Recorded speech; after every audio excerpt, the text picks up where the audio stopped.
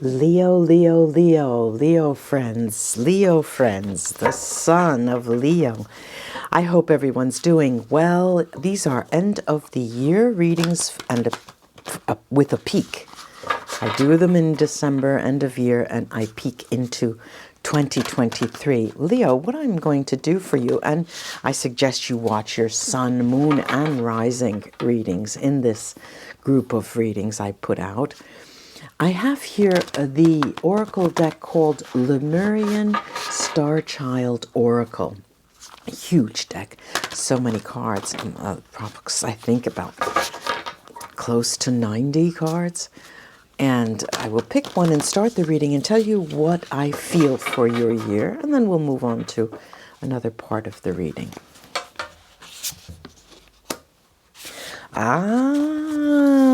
She says, Leo. Okay, synchronicity. Synchronicity, there's opportunities in divine timing. You're open to change, and divine outcomes occur. Lucky you. This is the first time I've had something similar to that come out in these readings. And now I'm going to use another oracle deck, which is called the Lenormand deck. And the Lenormand deck it's rumored that it originated in France, created by a woman, a famous oracle called Madame Lenormand. But the Germans have also taken claim to the deck, and they produced a different style. Same 36 cards, yes, but the artwork is different. This is the German version, a single image, very clear, with a little tiny deck at the top and a number. But the French versions are a lot. There are a lot of images, very small, difficult to read. And on a public reading, it's nicer to have clearer images. So a grand tableau would be using all 36 cards. I use a smaller the cutout of the middle of the grand tableau. And I lay these cards in groups of four times 4, 16 cards, and each of these cards falls on a house, what we call a house, that has a meaning for a certain domain in your life. And I will now look at them just for a moment, get my bearings. Let's see.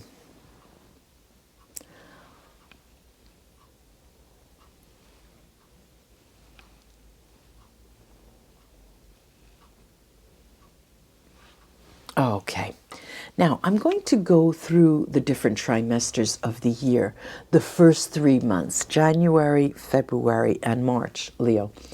January, February, and March. Okay, we sort of start the year with a bang, and a bang meaning nervousness. You're nervous for the new year to begin. You're nervous for a new beginning because there's sort of you feel a sort of foreboding. And it's odd, but I know a lot of you out there may not be spiritually inclined, but chances are if you're watching me and you're looking at this reading, you are on a certain spiritual path. Well, I see you, Leo, as looking literally to the stars and to astrology, tarot, psychics, for guidance, because fear has crept into your bones, Leo.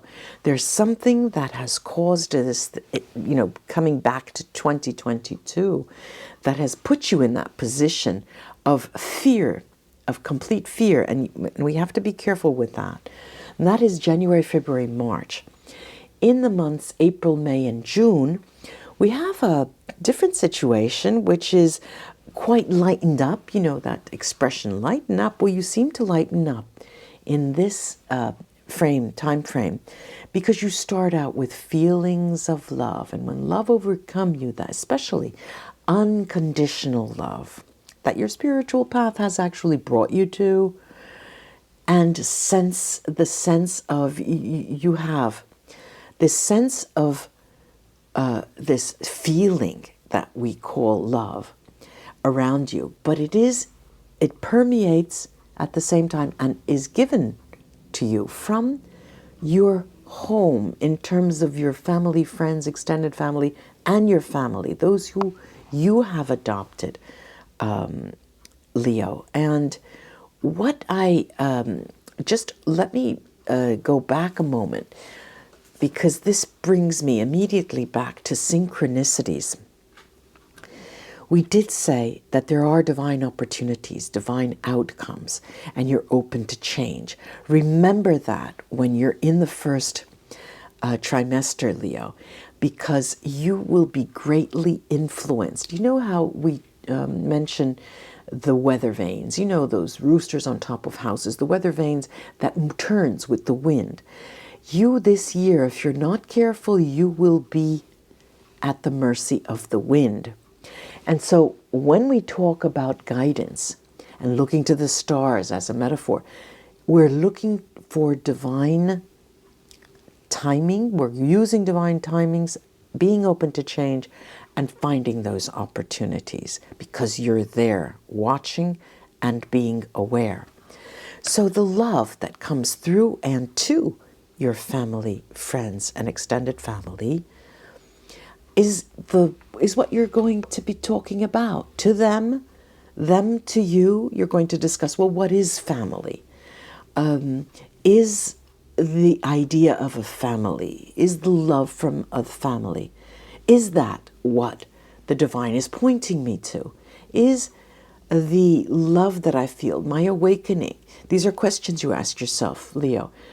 Is the awakening that I'm searching for actually what occurs with family and friends and extended family, the love? And this is a topic of conversation ongoing in that period, April, May, and June.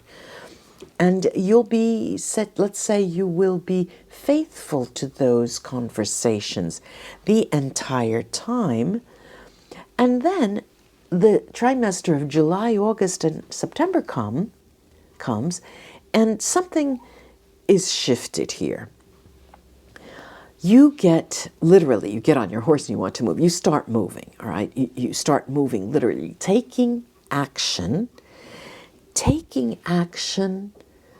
in terms of occurrences, people, and at times this will translate into legal action, going to authorities, courts, higher, you can even be involved with any kind of institution that that will help you in the moment.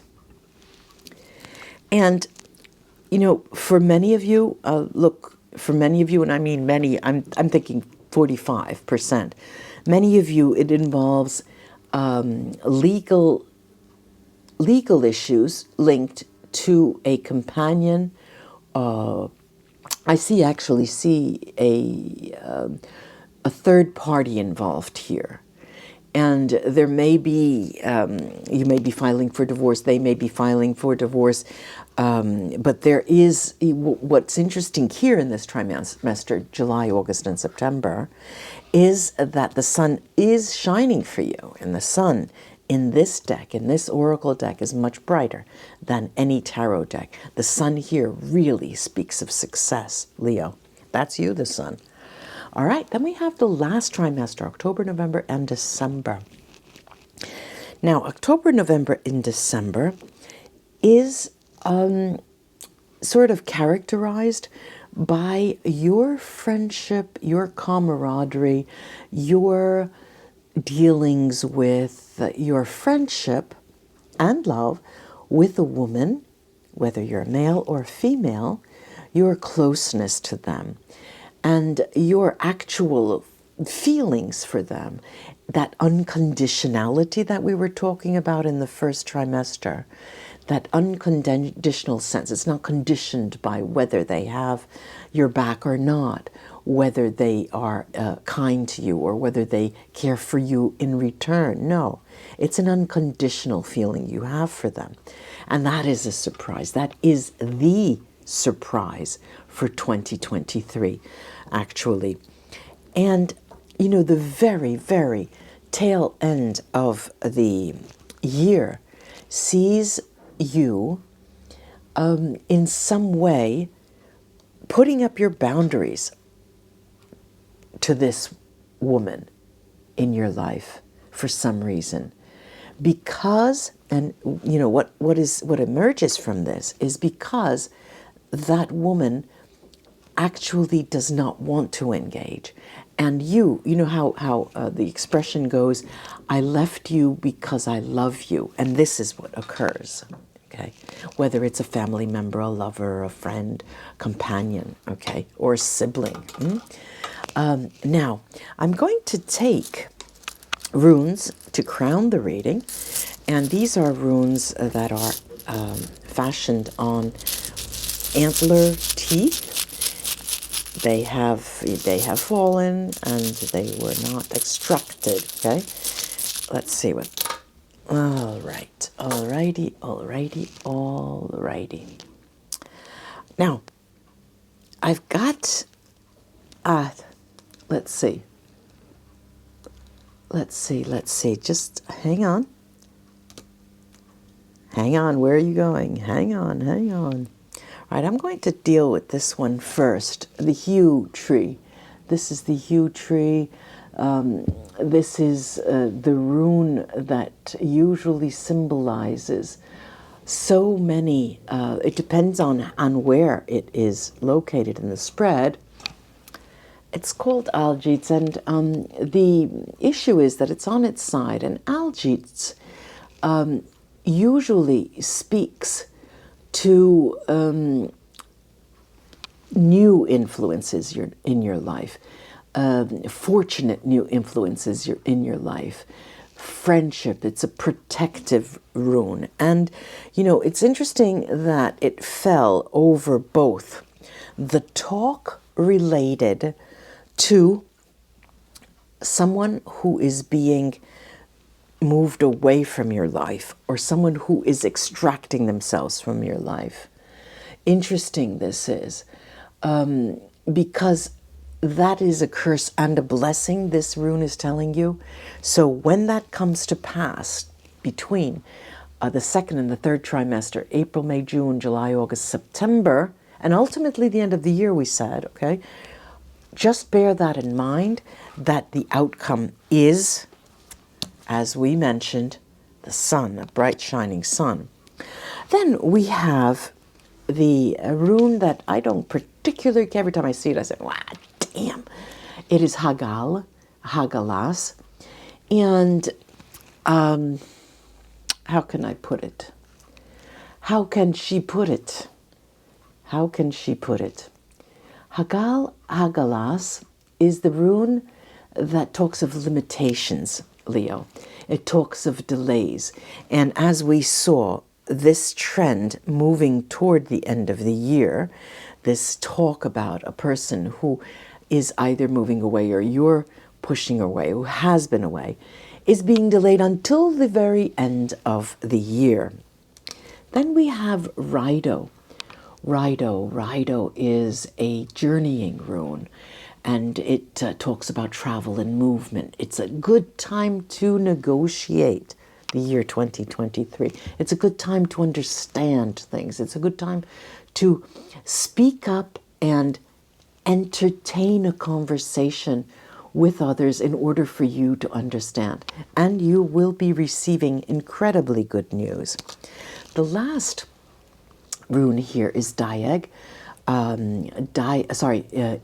Ingvats is a, it talks about a successful conclusion, ta-da, and relief, as we said in the end of the year. There is this sort of 9-month period where you have sort of an ongoing conversation to yourself and others about someone, a female in particular. And Ingvats talks about a successful, again, conclusion. And it does signal a milestone in your life. So what I'm going to do now is move the runes and concentrate on the individual houses that the cards have fallen into.